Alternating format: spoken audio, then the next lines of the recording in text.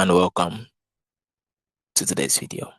All right, so in today's video we have a start college math question that we want to look at together. Right, it's a question on simple polynomial, right? Something on factors, right, of expression, right? So now we'll use our knowledge of polynomials to actually solve this. So this is it. We have, if k minus x is a factor, now we have to understand the meaning of factors of expression. So let me say you have the expression x minus 2, right? So if I say what is the factor of x minus 2? X minus 2 is a factor of x minus 2 simply because x minus 2 can divide this. Go back to your definition of a factor. If I ask you what are the factors of 10, you say 1, 2, you say 5, you say 10. That is the set of numbers that can actually divide 10. That is what we mean by a factor. Now, there's something interesting about a factor. Now, you see, when you solve, especially a factor, the value that you get is actually always a root of the original expression. So take, for instance, since x minus 2 is a factor of x minus 2, because x minus 2 will divide x minus 2. By the time I do x minus 2 equals to 0, I solve this. X equals to 2. By the time I put it inside this place back, I'll get 2 minus 2 equals to 0. So it means 2 is actually a root of the original expression. And that is the knowledge that we are going to use to solve this question. So k minus x is a factor of this expression. What does that tell us? It means this value, this particular expression rather, is divisible by k minus x. So based on what I've taught us here, I've pointed out here, right? I'll say that k minus x now, this is equals to 0.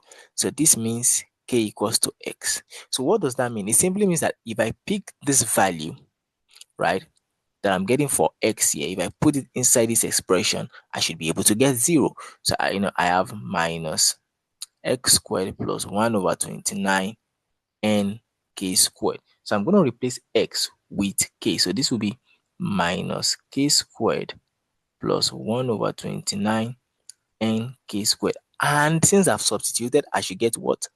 0. Now, to solve this now, I can do something, right? I can easily change the position of this expression. I mean, if you have minus 2 plus 3, this is the same thing as 3 minus 2. So we use that same idea. So this can be nk squared 1 over 29 nk squared minus k squared equals to 0. So, right, so I can do this.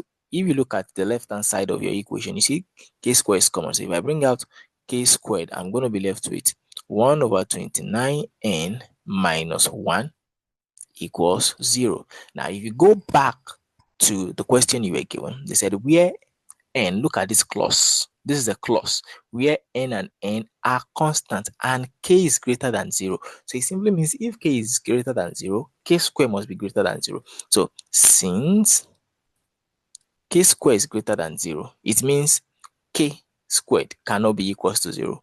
So that means therefore it is this second one, 1 over 29 n minus 1 is actually equals to 0.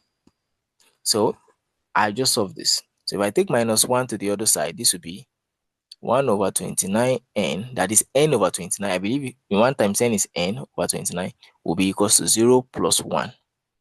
And that means n over 29 will be equals to 1.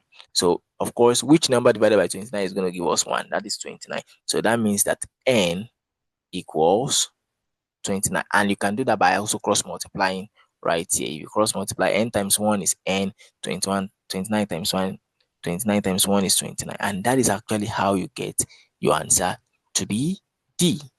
I hope you've learned something in this video. I hope to see you on the next one. Do not forget to like, to share. If you are watching this on YouTube, please subscribe and turn on your notification. I hope you're enjoying our videos. See ya.